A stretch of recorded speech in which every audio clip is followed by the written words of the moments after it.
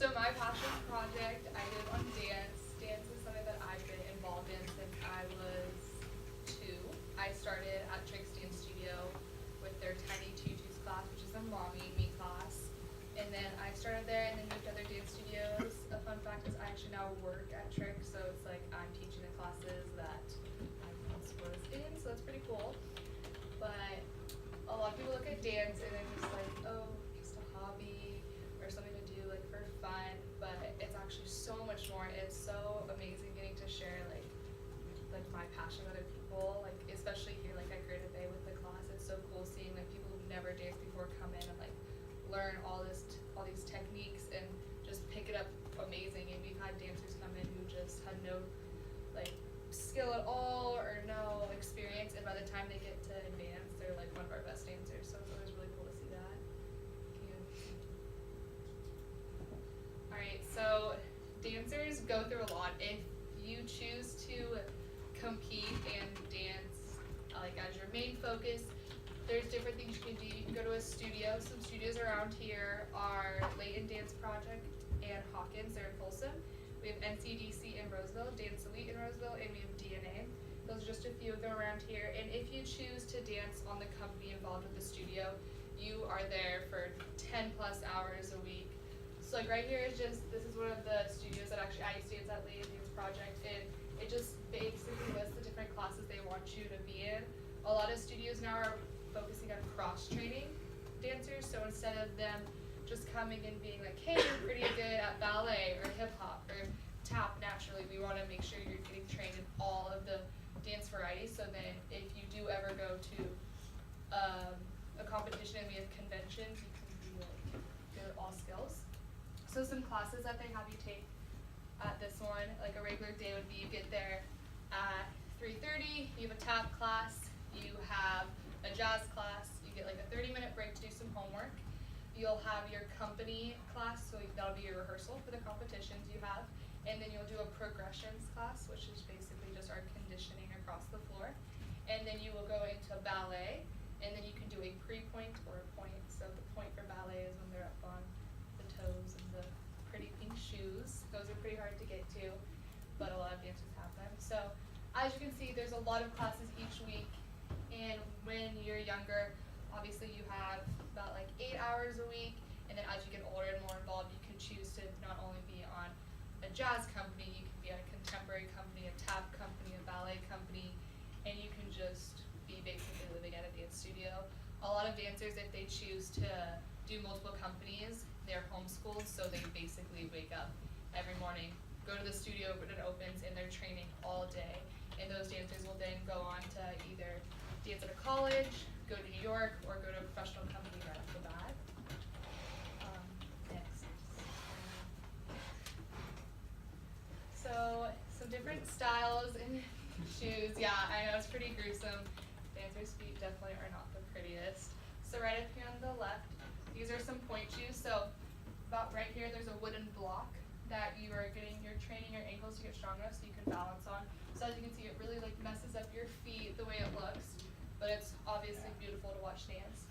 Right here, these are tap shoes. They have the taps on the heel and the toe. Right here is just a simple stretch that we do a lot. If you notice, if you ever look at a dancer's feet, I guess we have really good arches, so it's really prominent because every time we do jumps or turns, we want to have our toes really pointed. So most dancers can get their toes to the ground off of it, so that's just like an interesting fact. Over here, just some other shoes. These are just a basic ballet shoe. So if you're not doing point, you're just training ballet, you wear these. These are the point shoes with the metal blocks. Those are the ribbons with the point shoes. These are modern shoes. So modern shoes are kind of fall under the line of contemporary lyrical. And what they are is they're giving you just a shoe cover on the top part of your foot, and then the back is just a strap. So then you still have like the barefoot necessity, but if you don't have a lot of calluses on your feet, it's really helpful for turning. Right here, jazz shoes. So those are the ones you see. If you have ever been to the dance show, the black shoes, all of them are wearing them. Tap shoes again. Character shoes. Those are if you're just going to be doing musical theater or different things like that. Teaching shoes, jazz sneakers, and then ballroom shoes. So if you're doing ballroom, tango, anything like that, you'll be wearing a heel shoe. Some pictures right here are just about pointing your feet and how the difference of it. So as you can see, these pictures look really similar, and something that like is in dance is like the littlest things matter like so much. So like just like right here, this picture shows her leaning over to the left, like her weight's over to the left, and what she's doing right here is it's sickling her foot, and it's actually going to be ending up hurting her ankle. She always trains like that. And then over here, same thing, she's sickling to the right, so it can just hurt your foot. So you really have to focus on so many little things. It's not just, oh, you learn a few steps and you go to perform. You have to take into accountability the positions of your feet, the positions of your hip, the position of your back, your hands, everything. So there's a lot of tiny details that go into that. Let's see, next slide, please. Alright, so right here I have my video. This kind of just goes over a couple different dance styles that we have. I just filmed it in the dance program over here. So it's going to be showing some hip hop, some contemporary, some jazz, and just some basic technique and skills that you have. This is the advanced class and some of the beginning class, so it's going to be a wide range of levels and different genres. So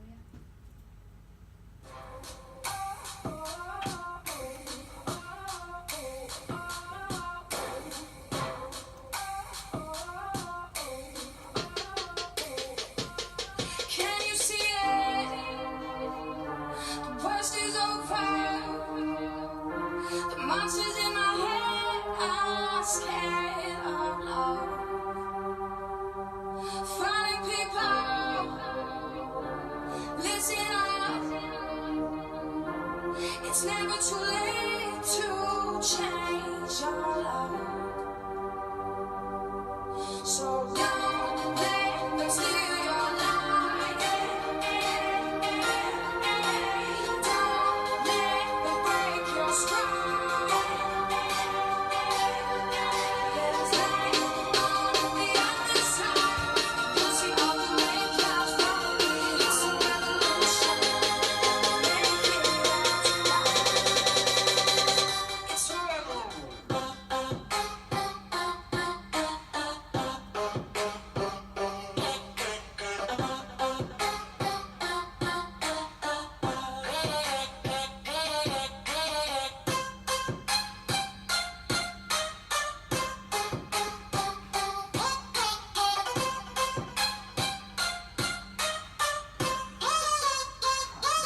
Twerk it, baby.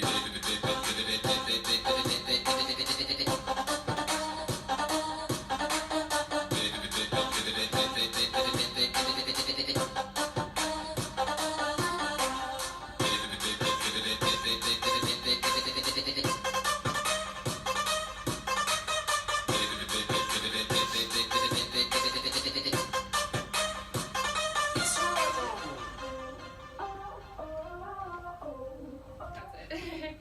So as you can see, there's a lot of different levels in that video and a lot of different styles too.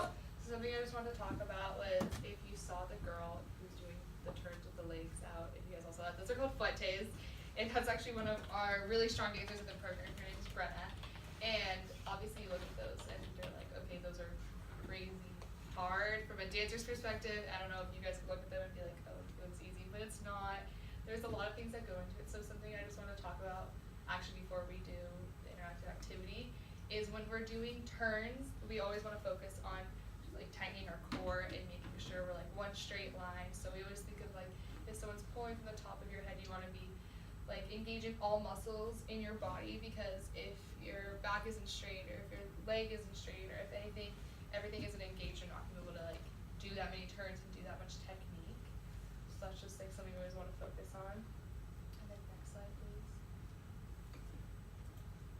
Alright, so I just wanted to talk about some famous dancers now in like today's generation, also some of my favorites. So at the top we have Jade. She's 20 years old and she does contemporary hip hop and jazz.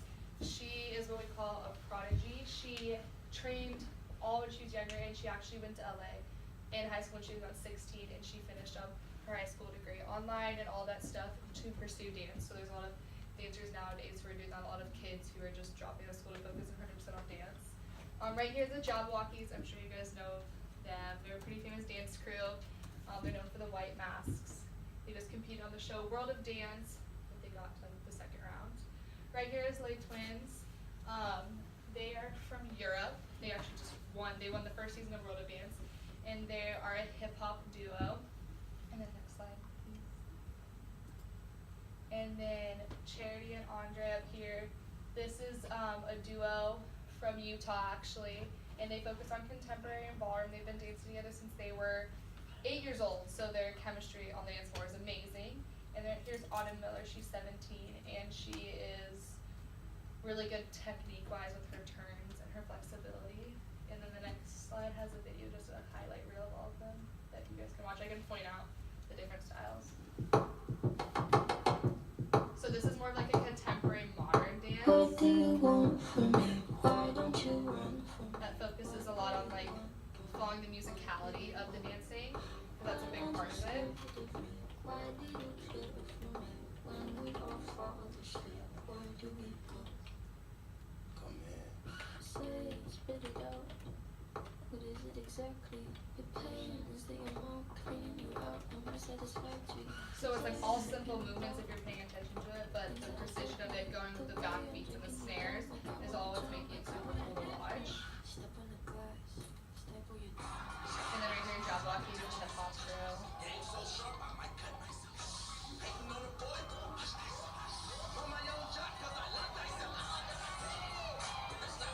And then a fun fact is a lot of Jabberwockies actually are from Sacramento. A lot of actually the dance community is a big dance group in Sacramento. So it's always something cool to think about that a lot of them are from Sacramento.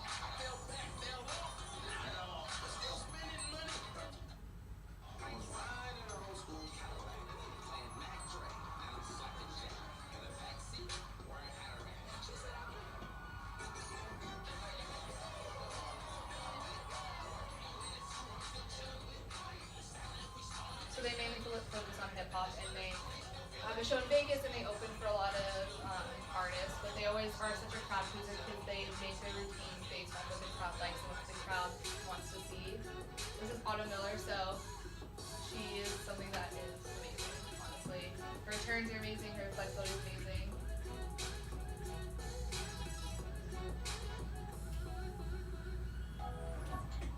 And then this is Les Twins, they're from Europe, it's a hip hop duo.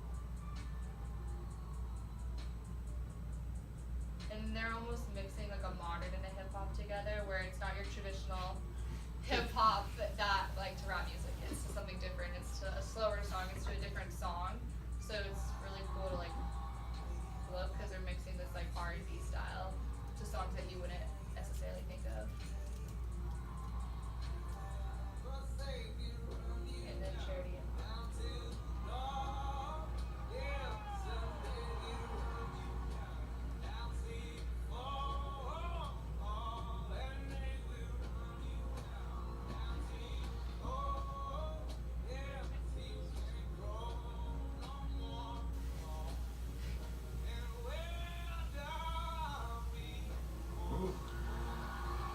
yeah, so as you can see, like strength is a huge part of dancing, especially for partner stuff. Competitive and professional dancers, they train crazy. It's not just your traditional, obviously going to the gym like other athletes. Our training is definitely more core and leg and arm focused, but it's in different ways. We do it a lot through dancing as our training to get strong. But yeah, it's a big deal for them to be obviously strong, especially doing partner work, because you're basically trusting your partner to lift you over your head, throw you up in the air, so there's a lot of trust there. The tables for my interactive activity. You want to have just push button. Yeah, that's fine. How much space do you want? A couple people doing it, or? Yeah, I just need a couple people, that's fine. I just need to push button if you You guys are fine, you're fine. You guys are like all right. I just wanted to make sure I could push button. Yeah, that's fine. I just want to make sure. I just want to ask for you to do that. Can I have a couple volunteers? Doug will go up. Cooper.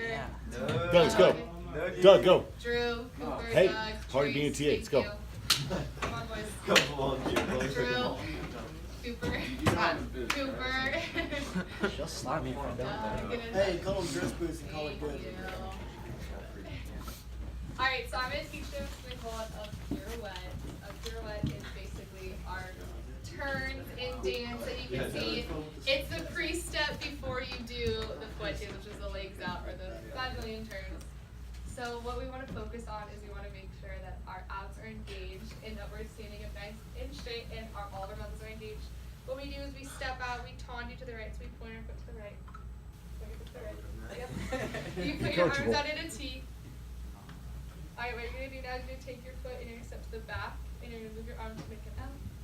Now what you're going to do is you're going to bend. This is called a plie. This is the most important part of the turn because if you do not bend, you will not have the power and momentum to get around.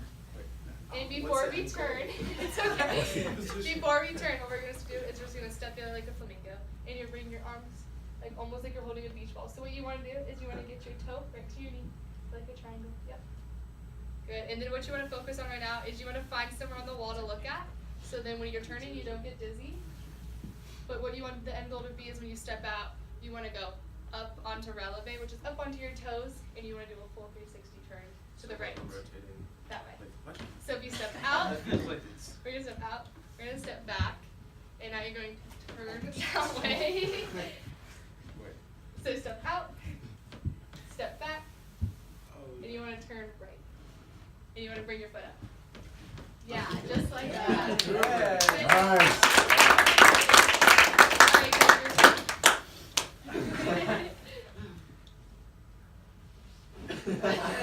Not bad. All right, Drew. Alright, let's see it. Oh. Yeah. Woo.